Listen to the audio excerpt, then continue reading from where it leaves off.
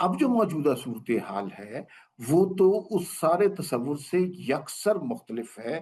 तो what went wrong? उस वक्त भी एक हद तक तो ये इल्म था कि असल मसला शुरू हो जाएगा जो स्ट्रेट ऑफ हरमुज के ऊपर। तेहरान ये समझता है कि भाई हमने जंग जीती है कि इन पानियों से हमारे खिलाफ कोई हॉस्टाइल किस्म की एक्टिविटी की जाए। ये इंटरनेशनल फ्री वे है, इंटरनेशनल वाटर वे है, और यहाँ से तमाम जहाज़ों को बिला रोक टोक गुजरना चाहिए। डिप्लोमेटिकली ईरान को की पोजीशन को नुकसान नहीं पहुंचा? अमरीकी सोच विचार वाले लोगों ने और अवामी सतह पर यह बात उठने लगी कि ये इसराइल कौन होता है हमें अपनी जंग में घसीटने के लिए, हमारी जंग नहीं है। ईरान अगर इस वक्त या इतना ज्यादा मिलिट्री एक्टिविज्म ना करता तो शायद उसके लिए बेहतर होता है।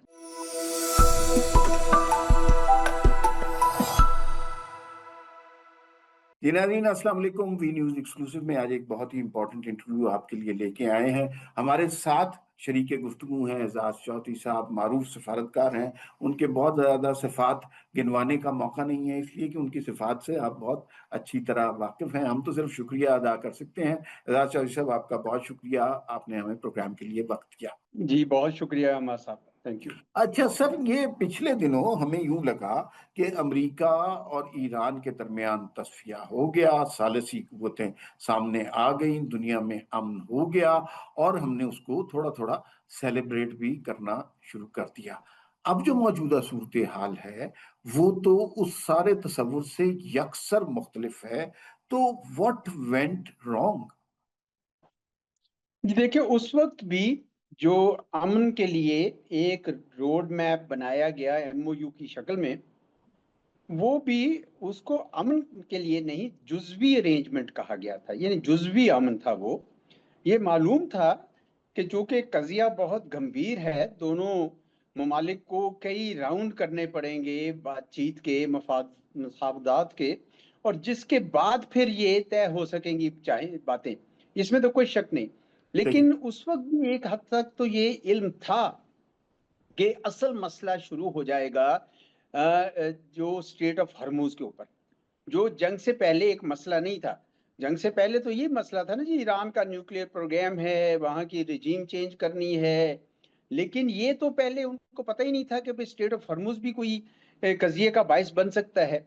जबकि ईरान जो है वो इसको मिलिटरीली ये समझता है, तेहरान ये समझता है कि भाई हमने जंग जीती है, अब हम ये नहीं चाहेंगे कि इन पानियों से हमारे खिलाफ कोई हॉस्टाइल किस्म की एक्टिविटी की जाए, तो चुनाचे हम इसके ऊपर अब अपना पूरा कंट्रोल रखना चाहते हैं।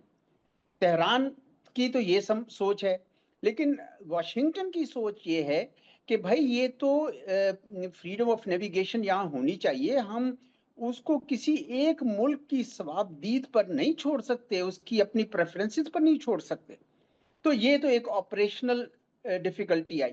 दूसरी बड़ी वजह आ गई कि जो एमओयू बना उसका जो पैराग्राफ 5 है उसकी हम्म। इंटरप्रिटेशन में भी फर्क आ गया। हम्म। वॉशिंगटन का ये ख्याल था कि जब आप इंटरनेशनल लॉ का हवाला देते हैं हम्म। तो इसका मतलब ये है कि ये इंटरनेशनल फ्री वे है, इंटरनेशनल वाटर वे है, और यहाँ से तमाम जहाज़ों को बिला रोक टोक गुजरना चाहिए। तेहरान का ये ख्याल है कि नहीं, हमें तो एमओयू का पैरा 5 बाकायदा हमें कहता है कि आप अरेंजमेंट्स करें, और वो अरेंजमेंट्स हम कर रहे हैं, और जो उन अरेंजमेंट्स को नहीं मानेगा हम उसके ऊपर अपना असर और रसूख लगाएंगे। तो चुनाचे यानी आप कवानीन के हिसाब से कह लें या ऑपरेशनल्स के हिसाब से कह लें, दोनों तरफ पानी के मसले के ऊपर इतना शदीद इख्तलाफ हो गया है कि इसके बाद फिर ईरान जो है वो इसको अपनी लेवरेज समझता है। उसको ये समझ आ गई है कि भाई अगर वाशिंगटन को काबू में रखना है, जिसके ऊपर वो बिल्कुल एतमाद भी नहीं करते, उनका ख्याल है कि वाशिंगटन पे हम एतमाद नहीं कर सकते, इन्होंने माजी में भी बहुत बार वादे करके वादा खिलाफी की है, तो चुनाचे ये वाहिद लेवरेज है, ये वाहिद गारंटी है हमारे पास जिसके जरिए हम अपना जो पोजीशन है, अपना जो मफाद है, उसकी हिफाजत कर सकेंगे। इसलिए अब ये झगड़ा पहले ही नुक्ते के ऊपर एक किस्म के इतना शदीद हो गया है, और ये जब तक ये रिजॉल्व नहीं होता उस वक्त तक जो अमन का अमल जो है वो आगे नहीं बढ़ सकता। जी तब डिप्लोमेटिकली ईरान को की पोजीशन को नुकसान नहीं पहुंचा? थोड़े अरसे पहले जब अमन का मुआहिदा हो रहा था, दुनिया की हमदर्दियां ईरान के साथ थी, और ईरान एक फातेह के रूप में भी आया है। ईरान के तेल पर से भी पाबंदियां हट रही थी। ईरान के ऊपर जो रुकावटें थी उनकी तरक्की में, वो भी दूर होने का इम्कान था।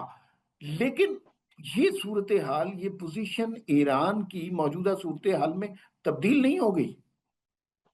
जी, ऐसा लग रहा है जी, बहुत सारे लोगों का ये ख्याल है कि ईरान को जंग के बाद दो तरह के फवायद हासिल हुए। एक तो ये है कि अमेरिका और इसराइल अपने मतलूबा अहदाफ हासिल करने में नाकाम रहे, और दूसरा जो एमओयू की शक्ल सामने आई वो वाज़े तौर पर ईरान के हक में थी।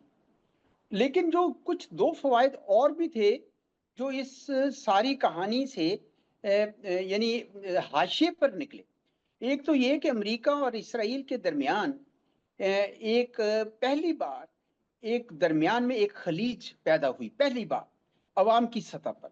और वहाँ आम खुले आम अमरीकी सोच विचार वाले लोगों ने और अवामी सतह पर यह बात उठने लगी कि ये इसराइल कौन होता है हमें अपनी जंग में घसीटने के लिए, ये हमारी जंग नहीं है। तो ये जो खलीज थी ये बड़ी अहम थी। दूसरा ये हुआ कि खलीजी रियासतों को ये एहसास होने लगा कि अमेरिका जिस सलामती का हमें दावा करता था कि वो हमें दे रहा है वो नहीं दे सका। ये जितने अड्डे हैं ये हमारी हिफाजत नहीं कर सके हैं। तो गोया हमें ईरान के साथ मिलजुल कर रहना है। अब ईरान का जो हालिया मिलिट्री एक्टिविज्म है गल्फ के अंदर, उसकी वजह से अमेरिका और इसराइल भी करीब आ रहे हैं, और खलीजी रियासतें भी एक बार फिर इस बात से मुतनफर हो गई हैं कि हम ईरान के साथ शायद नहीं जोड़ सकते हैं। बल्कि एक इजाफी नुकसान भी ईरान को हो रहा है, वो ये है कि बाकी सारी दुनिया जो तेल की तरसील के से रुकावट से मुतासर होती है वो भी खफा हो रही है। उनके टैंकर्स वहां पे उनको हिट हो रहे हैं। पहले सिंगापुर हुआ था, अभी कब साइप्रस हुआ है, बीच में कतर और सऊदी अरब भी हुए हैं। तो मैं समझता हूँ कि ओवरऑल इस एक्टिविज्म का, बेशक ईरान अपने तौर पर यह समझता है कि ये मेरे लिए बड़ा अहम है, ये इसके ऊपर कंट्रोल करना मेरे लिए स्ट्रेटेजिक इन्फ्लुएंस है, शायद मुस्तकबिल में जो भी सिचुएशन बने मुझे उसमें भी इसकी वजह से एक बड़ा किरदार मिलेगा। लेकिन ये जो नुकसानात जिनका मैंने अभी आपसे जिक्र किया है, उसकी वजह से बहुत सारे लोगों का ख्याल है कि ईरान अगर इस वक्त या इतना ज्यादा मिलिट्री एक्टिविज्म ना करता तो शायद उसके लिए बेहतर होता। जी सर, एक तासुर के मुताबिक ईरान में दो ग्रुप्स हैं। एक पासदाराने इनकलाब है, जो जुजाहिद वहाँ की स्टैब्लिशमेंट है, और एक उनका पॉलिटिकल फेस है। जो पॉलिटिकल फेस है उसकी ख्वाहिश ये जरूर होती है कि वो अमन की तरफ लेके जाएं, लेकिन पासदाराने इनकलाब इतना स्ट्रॉन्ग उनका होल्ड है कि पॉलिटिकल फोर्सेस की हिम्मत नहीं होती कि उनसे इख्तलाफ करें। कोई इन दो फोर्सेस के दरमियान कोई कॉन्फ्लिक्ट आपको नजर आ रहा है, या आपके ख्याल में ये ईरान की मुश्तरका और मुत्तहदा पॉलिसी है?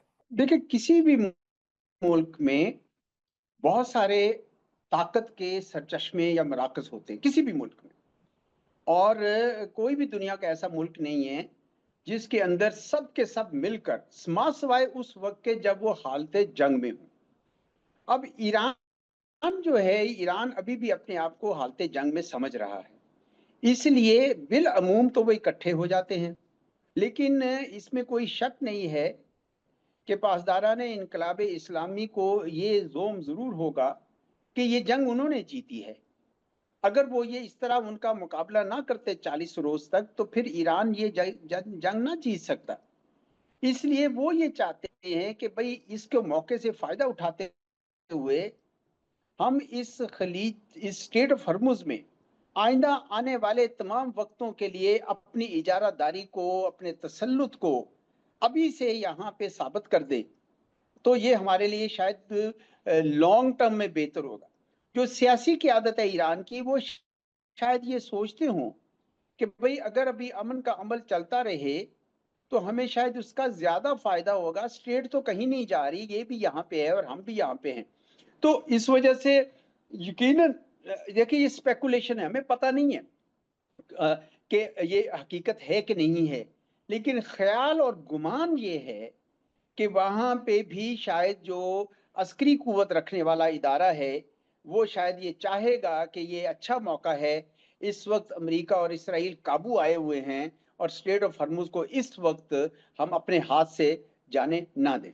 جی اچھا سر، کچھ گفتگو ثالثین کے حوالے سے ہو جائے۔ ہم نے دیکھا تھا کہ پاکستان نے بے پناہ ایفرٹ کی تھی اس جنگ کو رکوانے کے لیے، اور دنیا بھر نے پاکستان کو ثالث مانا بھی تھا، اور پاکستان میں بھی بہت سارے اجلاس ہوئے، پاکستان کی فیلڈ مارشل نے، وزیر اعظم نے، وزیر خارجہ نے بے شمار ممالک کے دورے کیے، اور فائنلی ہم اس ثالثی میں کسی حد تک کامیاب ہو گئے۔ قطر کا رول بہت امپورٹنٹ تھا۔ موجودہ صورتحال میں یہ جو ثالثین کی ہم بات کر رہے ہیں، ان کا انٹرسٹ اس جنگ کے رکوانے میں دوبارہ ہوگا؟ کیونکہ ان کے لیے تو تھوڑی سی یہ ذرا مشکل بات ہوگی نا ہضم کرنا، کہ اتنی ایفرٹ ہوئی انٹرنیشنل لیول پر، اور اس کے بعد چند ہی دنوں کے بعد یہ جنگ دوبارہ شروع ہوگا۔ 28 فروری سے لے کر 4 اپریل تک بھرپور جنگ جاری تھی، بھرپور، نو ہولڈز بارڈ جو انگریزی میں کہتے ہیں۔ تو اس کے باوجود پاکستان نے اپنی ہمت نہیں ہاری اور بالآخر ان کو سیز فائر پر لے آیا۔ تو اب تو اس طرح کی جنگ تو نہیں ہو رہی نا، ایک تو اسرائیل اس کے ساتھ شامل نہیں ہے، دوسرا باقی خلیجی ریاستیں بھی نہیں ہیں، کوئی تھوڑی سی ایران کی طرف سے ہوتا ہے جواب، ادھر سے آتا ہے۔ ابھی تو یقیناً ثالث جو ہیں وہ محنت کر لیں تو ملے گا۔ ویسے بھی میں سمجھتا ہوں ہمارے بھائی کہ یہ جو قضیہ ہے، یہ جو تنازع ہے، اب یہ منجمد شکل اختیار کر گیا ہے، جس کا مطلب یہ ہے کہ ان تمام معاملات میں جن پہ بات چیت ہو رہی ہے، اس کے درمیان کئی بار ایسے مرحلے آئیں گے کہ لگے گا کہ اب تو ایگریمنٹ سیز فائر ٹوٹا کے ٹوٹا، اور ہم اسی قسم کے ایک مسئلے سے گزر رہے ہیں۔ لیکن یہ یاد رکھیے کہ دونوں ملک اب ایک لمبی جنگ نہیں چاہتے ہیں۔ امریکہ کو بھی اس کی سیاسی قیمت ادا کرنی پڑے گی لمبی جنگ کی، کیونکہ ان کی اپنی عوام، خصوصاً جو ان کے نوجوان ہیں امریکہ کے، وہ اس جنگ کو اپنی جنگ نہیں سمجھ رہے، اور ایران بھی اتنا نقصان اٹھا چکا ہے کہ مزید اب وہ جنگ نہیں کرنا چاہے گا۔ وہ چاہے گا کہ اس کو اجازت ملے کہ اس کا یہاں سے سینکشنز اٹھیں، ان کا تیل بکے، کچھ لوگوں کے لیے زندگی میں راحت آئے۔ تو اس وجہ سے مجھے لگتا ہے کہ ثالثین کے لیے ابھی بھی بہت کردار باقی ہے، اور یہ اچھی بات ہے۔ پاکستان، میرا جو آپ کا ملک ہے، وہ پاکستان اس میں کردار ادا کر رہا تھا، اب بھی مجھے یقین ہے وہ کرتا رہے گا، کیونکہ یہ بہت ضروری ہے دنیا کے امن کے لیے اور دنیا کی اقتصاد کے لیے۔ جی سر، آپ نے پاکستان کے کردار کے حوالے سے بات کی کچھ ڈومیسٹک مسائل پر، اور آپ کا مجھے علم ہے کہ آپ کا بڑا انٹرسٹ ہے ان معاملات پہ۔ ابھی پچھلے دنوں D G I S P R نے ایک پریس کانفرنس کی، اور اس میں دہشت گردی کے شکار ہونے والے جو ہیں ان کی تعداد بتائی 42 لوگ تھے۔ بہت بڑا نمبر تھا، اور یہ بھی بتایا گیا کہ ہم نے 54 کے قریب جو ہیں دہشت گردوں کو جہنم حاصل کیا۔ بلوچستان میں صورتحال آپ نے دیکھا کہ پھر 5 غیر بلوچوں کو ان کے شناختی کارڈ دیکھ کر قتل کر دیا گیا۔ لوگوں کو یہ اس بات کا قوی مضبوط ثبوت موجود ہے کہ یہ دہشت گرد افغانستان سے آتے ہیں، ان کے پیچھے انڈیا کی بیکنگ ہے۔ اب پاکستان جو ہے اس پہ ہم ایک ہارڈ سٹیٹ بننے کا فیصلہ کر چکے ہیں، اور ہم نے افغانستان کے اندر جا کر بھی دہشت گردوں کے ٹھکانوں پر حملے کیے ہیں۔ کیا آپ کے خیال میں موجودہ صورتحال میں کسی ایک بڑے آپریشن کو ہوتا ہوا آپ پاکستان کی جانب سے دیکھ رہے ہیں؟ دیکھیں، اس کا تانا بانا تو جا کے ملتا ہے مئی 2025 میں، جب بھارت کو پاکستان کے خلاف جو اس نے جارحیت کی تھی اس کا منہ توڑ جواب ملا، جو وہ توقع نہیں کر رہا تھا۔ بھارت کا خیال تھا کہ پاکستان اب جارحیت کا مقابلہ نہیں کر سکتا، وہ جو چاہے سو کرے، اور پاکستان جو ہے اس کو قبول کرنا پڑے گا۔ تو جب وہ نہیں کر سکا عسکری میدان میں کچھ بھی، تو اس نے یہ سوچا کہ چلیں، میں آپریشن سندور کو ایک نئی شکل میں افغانستان کے راستے پراکسی ٹیررزم کے ذریعے، T T P, B L A جیسی تنظیم، دہشت گرد تنظیموں کے ذریعے پاکستان میں انسٹیبلٹی کروں۔ اور پہلے ہی بلوچستان میں کچھ حالات خراب چل رہے تھے، کچھ مقامی مسائل بھی تھے، اس وجہ سے ان کو ایک موقع مل گیا اور وہ پاکستان کے لیے مشکل پیدا کر رہے ہیں۔ میں سمجھتا ہوں کہ پاکستان کے لیے दो रास्ते बेहतर होंगे बजाय इसके कि सिर्फ अस्करी सोल्यूशन हो। एक रास्ता तो मिलिट्री का है, वो हमें करना चाहिए, वो हम कर भी रहे हैं, अफगानिस्तान के अंदर भी कर रहे हैं और मुल्क के अंदर भी कर रहे हैं। दूसरा सियासी रास्ता है, यानी उन तमाम लोगों से जिनको शिकायत हैं, जिनकी वजह से भारत को यहाँ पे जगह मिलती है या तालिबान को जगह मिलती है, उनसे बातचीत की जाए और उनको बजाय इसके कि वो रियासत के खिलाफ हो, वही रियासत के सबसे बड़े मुहाफिज बन जाए। खुसूसन अगर आप गौर करें तो जो अर्स्टवाइल फाटा रीजन था, वहां पे बड़ा वादा किया गया था कि जब हम केपीके में आपको मर्ज करेंगे तो बड़े आपके पास डेवलपमेंट फंड्स आएंगे, बड़ी एक्टिविटी होगी। अब वो एक्टिविटी ना होने की वजह से वहां के लोगों को कुछ शिकायत है। इसी तरह बलूचिस्तान के अंदर भी बहुत सारे लोगों को शिकायत हैं, अपने अपने मसाइल हैं उनके। तो मैं समझता हूँ कि एक सियासी अमल, और उस सियासी अमल के अंदर जो सबसे अहम मसला है जो मेरे नज़दीक है, और इसके लिए मेरा जो थिंक टैंक सनोबर इंस्टीट्यूट भी काफ़ी अरसे से काम कर रहा है, वो ये है कि बहुत ही अच्छा हो अगर वसाइल मुल्क के उनकी तरसील मकामी हुकूमतों तक पहुंच हो जाए। जब मकामी हुकूमतें बने तो वो अवाम के मसाइल को तहसील की सतह पर, बल्कि उससे भी नीचे की सतह पर, जिला की सतह पर हल ज्यादा बेहतर अंदाज में कर सकती है, बजाय इससे कि रहीम यार खान का बंदा जाके लाहौर आए या घोटकी का बंदा कराची जाए।